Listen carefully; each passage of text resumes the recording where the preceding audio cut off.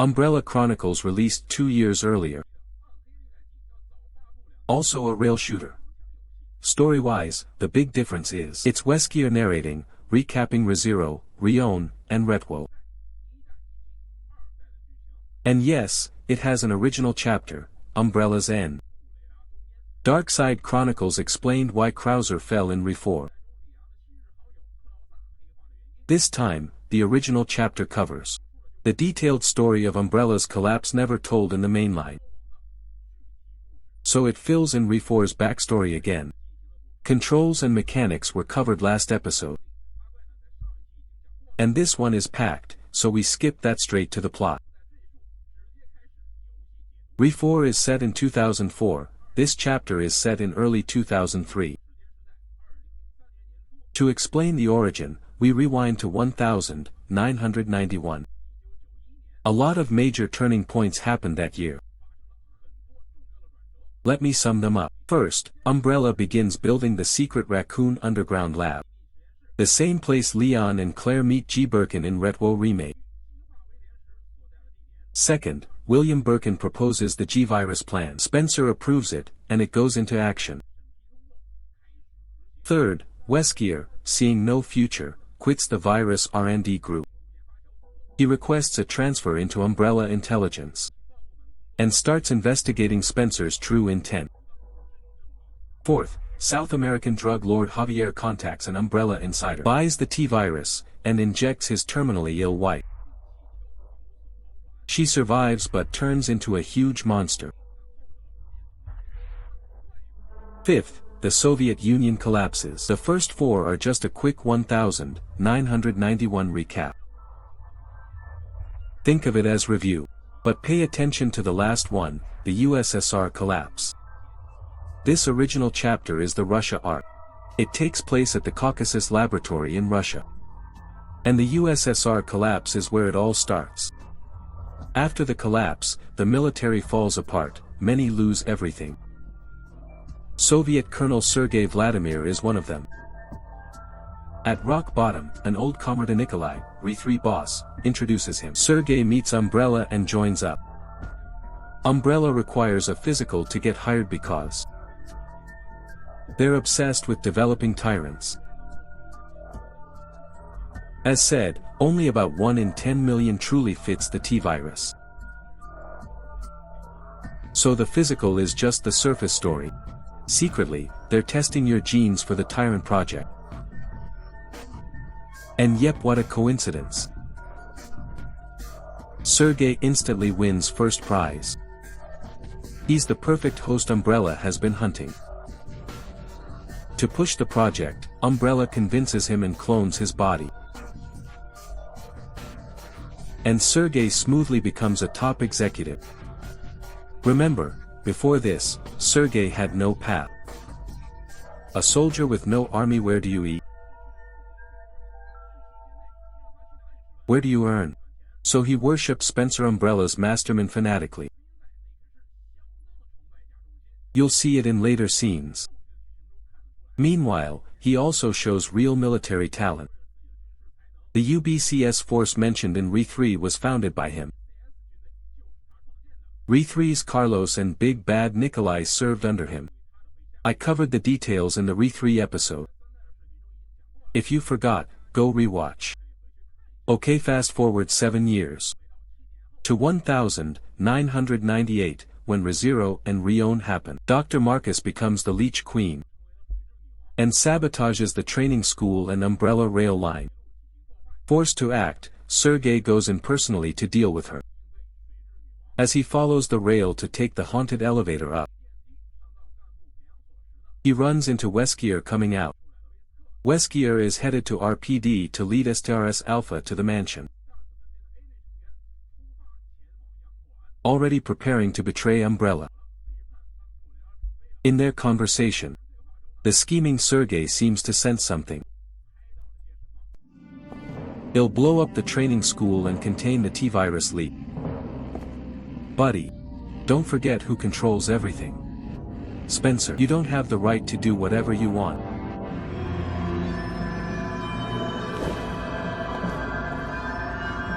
Maybe you need to be trained properly.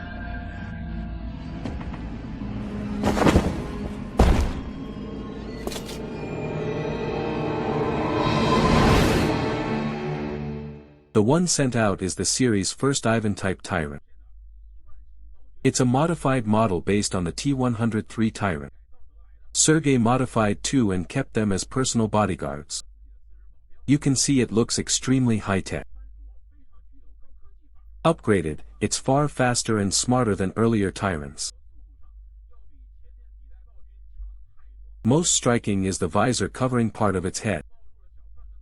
Functionally, it's basically a DBZ scouter. It analyzes battlefield data in real time and feeds optimal responses. And as an upgraded T-103, it also has the Kodov power-up concept. But this game never shows that transformation, so we don't get to see the nude form sadly.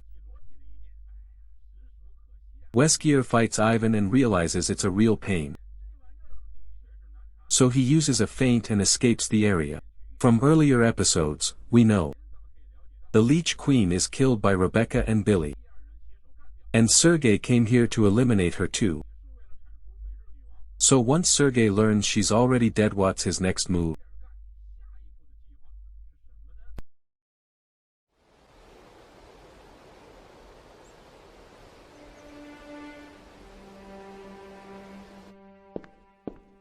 Who's that? They're going into the forest. Unbelievable. I wonder what they could be up to.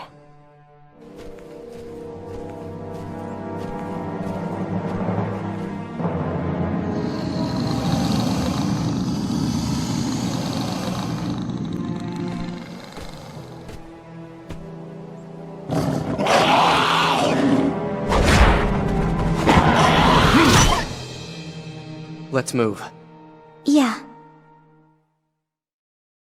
So what's Ivan carrying on its shoulder?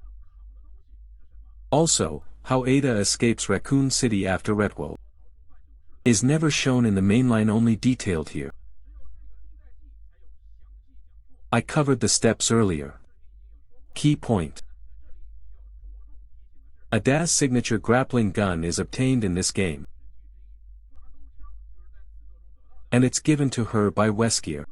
At the end, she uses the grappling gun to hook onto the helicopter Umbrella executives used to flee. And as I mentioned before, that box hanging under the chopper is the U.M.F. 13 servered Queen. And the man inside the helicopter is Sergei. There's someone in the back seat too, but we never see his full face. From the medical beeps and his tone, you can roughly guess. It's Umbrella's last major figure, Spencer. So hey, raise the question, Ivan carrying a body and the Red Queen server being lifted away. What exactly is Sergei plotting? Save that twist for the end. Alright, the scattered recap is done. Now we enter the original chapter, Umbrella's End. After killing the Ashfords in the Antarctic facility, Chris tells Claire on the jet he's determined to fight Umbrella to the end.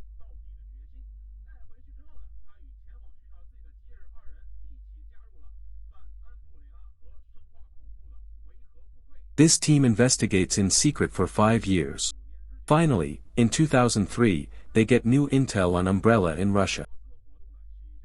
At the same time, Russia confirms it's real.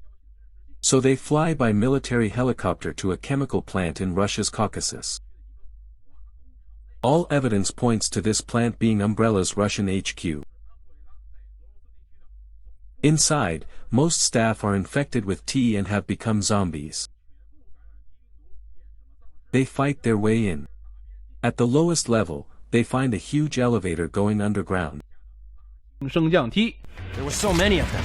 What's with this place? We'll have to check it out.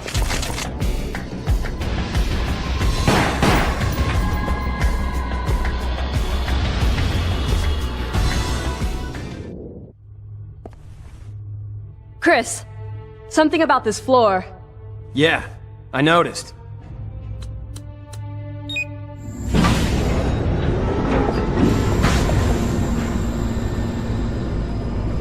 Abandon hope. The nightmare ends, here and now.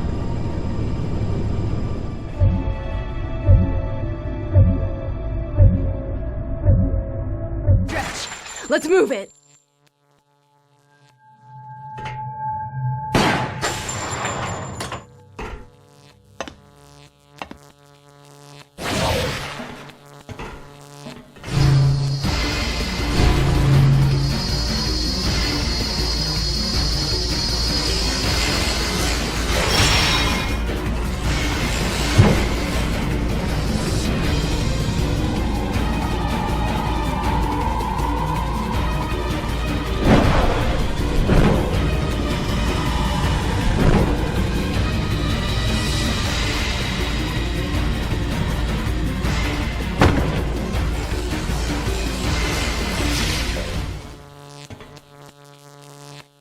You can see a lot of the structures and traps resemble the movies.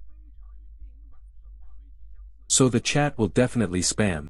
The movie copied the game. Henry, Chris and Jill reach the underground, push through the hive-style maze, and meet another tyrant model. Talos. Officially, it's the top-tier tyrant model. And the only one of its kind in the entire series. Now we'll answer the mystery I teased earlier, in the mansion incident. That body Ivan carried, and the Red Queen server Ada stood on while escaping. What were they for? That body bag held Talos' base body, its raw original. Base body meaning, the naked, unarmored body. Many players guess it was some never-mentioned tyrant model. Actually, no.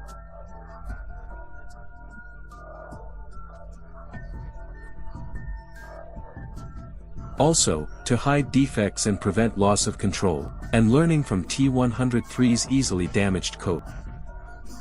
Talos is largely covered in special alloy armor.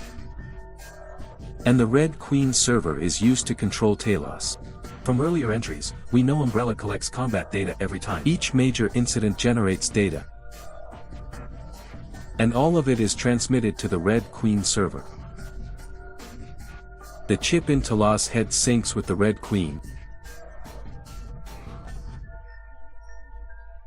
Talos truly qualifies as a weapon of war. After beating Talos' first form,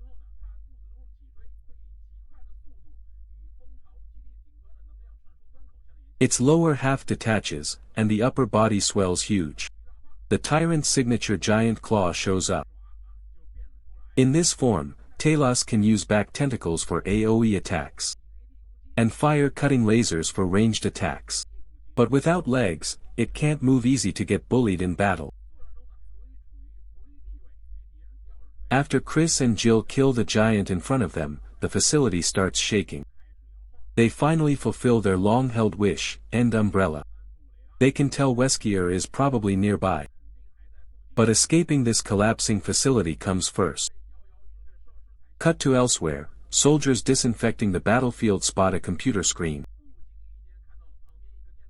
It reads, U.M.F 13 no data. Huh. Talos only operates under the server's control. Now it's no data. Did Sergei move the server again? With Wesker's narration, the timeline rewinds to before Chris arrives. Wesker got here first and spread the T-virus, infecting 99% of the plant and the underground hive.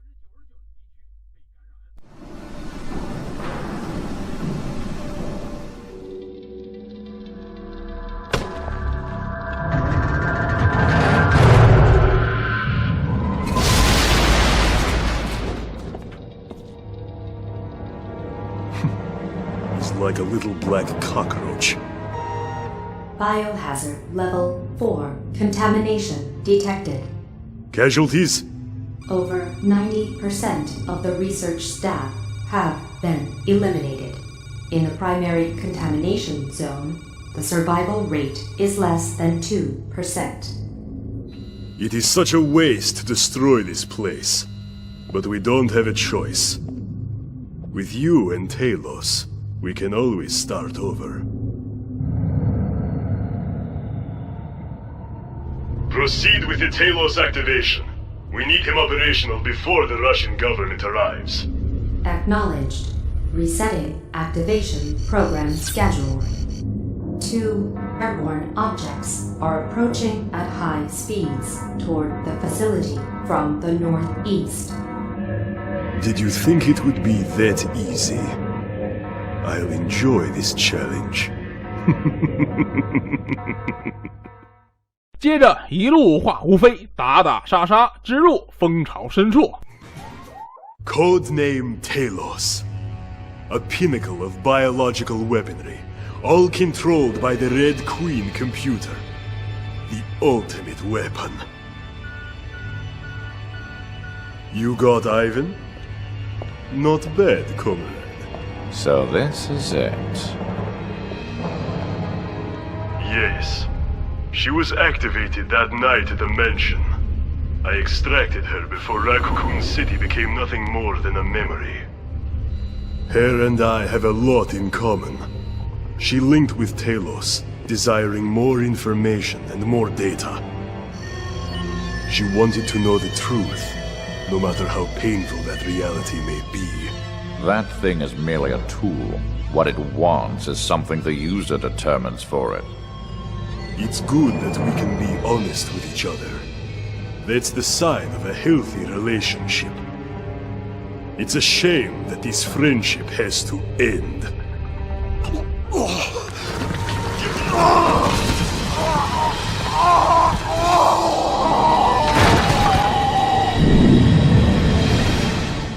Since Sergei is the rare qualified host for the Tyrant plan, he can trigger the T-virus in his body and mutate at will. Wild part, his intellect and speech stay intact and sane. Mutated, he merges both arms into one massive, high-damage claw. He also has many small tentacles on his back like Talos. But Sergei's tentacles can't deal damage. They just let him crawl freely across surfaces like a crab. He also spits egg-like blobs from his mouth. They burst midair into many fleshy balls. If you don't shoot them before they stick to your screen, they explode in your face. Mess up a few times and it's game over. No, we are not done yet!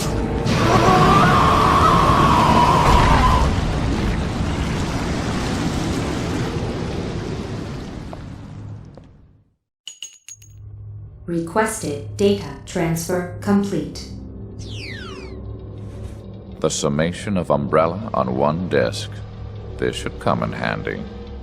After copying all Red Queen data, Wesker wipes the system clean and leaves before Chris and Jill return from the hive. Back at his hideout, he sorts and extracts the copied data. He anonymously submits Umbrella's illegal bioweapon records to an international tribunal. After Raccoon City, Umbrella used money and power to silence many and dodge justice. But the tribunal had been investigating in secret. Wesker's move hands them solid proof. Nailed bribes won't save them now. Umbrella is found guilty, its stock crashes hard, pushing the company to the edge of bankruptcy. Meanwhile, a global warrant is issued for Spencer, Umbrella's chairman. But hey, race the problem, Umbrella belonged to a global pharma consortium. Member companies often helped each other with R&D. For example, in BOW research, Umbrella funded different companies for different stages. So partners often didn't know the final end product.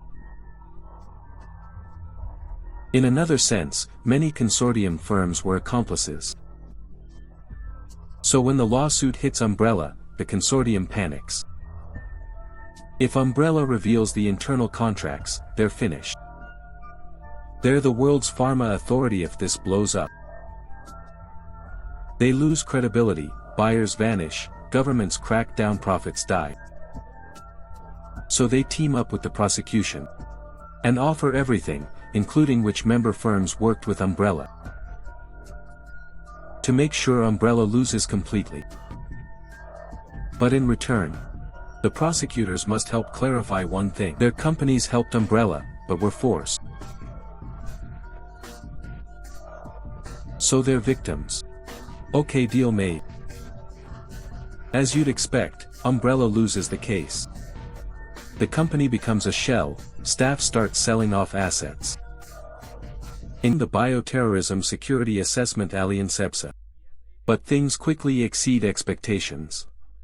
Since it's not a government body, in bioterror cases it can only play a supporting role. Even travel and missions are restricted by many factors. When bioterror incidents spread worldwide, the UN selects BSAA and takes it over. From then on, BSAA becomes an uncontrolled special force. Led by Chris, Jill, and others, it rapidly expands, building branches across every continent, so it can respond to bioterror incidents within 12 hours.